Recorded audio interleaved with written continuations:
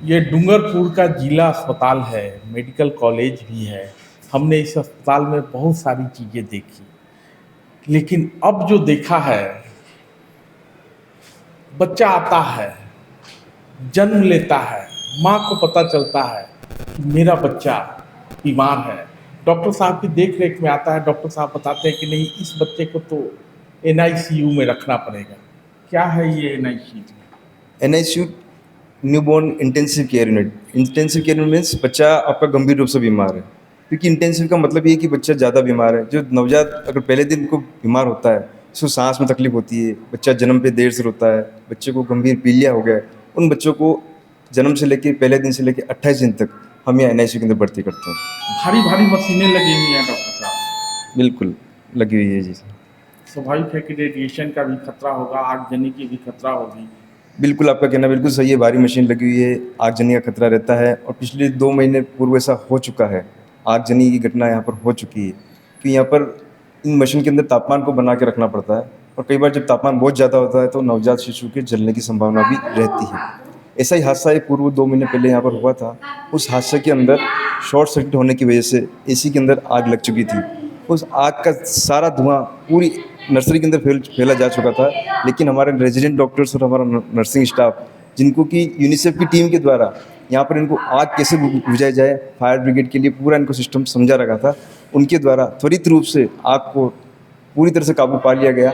और 12 बच्चे जो बिल्कुल इस नवजात शिशु जो ऑक्सीजन के ऊपर थे, रेजिडेंट डॉक्टर्स ने अपनी जान की परवाह किए बगैर उनको पूरे 12 बच्चों को यहाँ से सुरक्षित रूप से बाहर निकाला, जो कि एक बहुत बड़ा महत्वपूर्ण कदम था कि इस तरह से किसी 12 बच्चों को जान से बचाना इतना आसान नहीं था।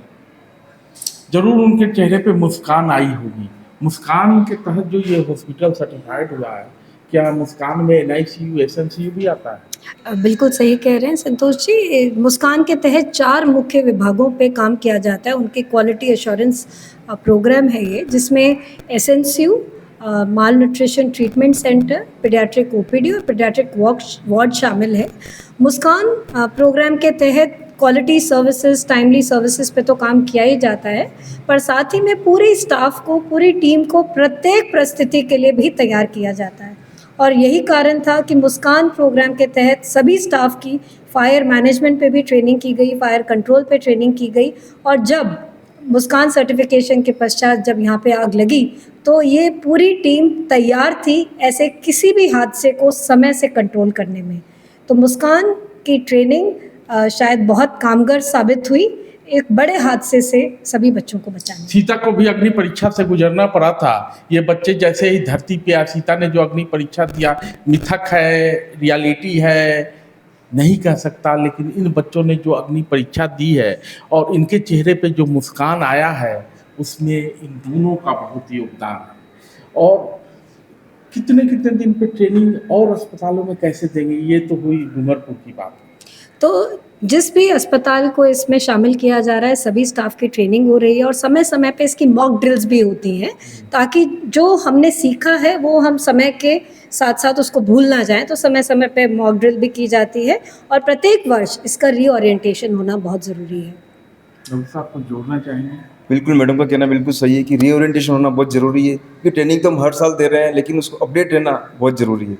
हमने मैडम से जब पूछा था, तब मैडम से पूछा था कि यूनिसेफ क्या करता है। मैडम ने कहा, मनीषा जी ने कहा ओरिएंटेशन करता है, लेकिन अब ओरिएंटेशन से बात नहीं बनने वाली, रीओरिएंटेशन की दिशा में भी हमको आगे बढ़ना पड़ेगा। बिल्कुल, यूनिसेफ सरकार के साथ कंधे से कंधा मिला के चलने को पूरी तरह से तैयार है।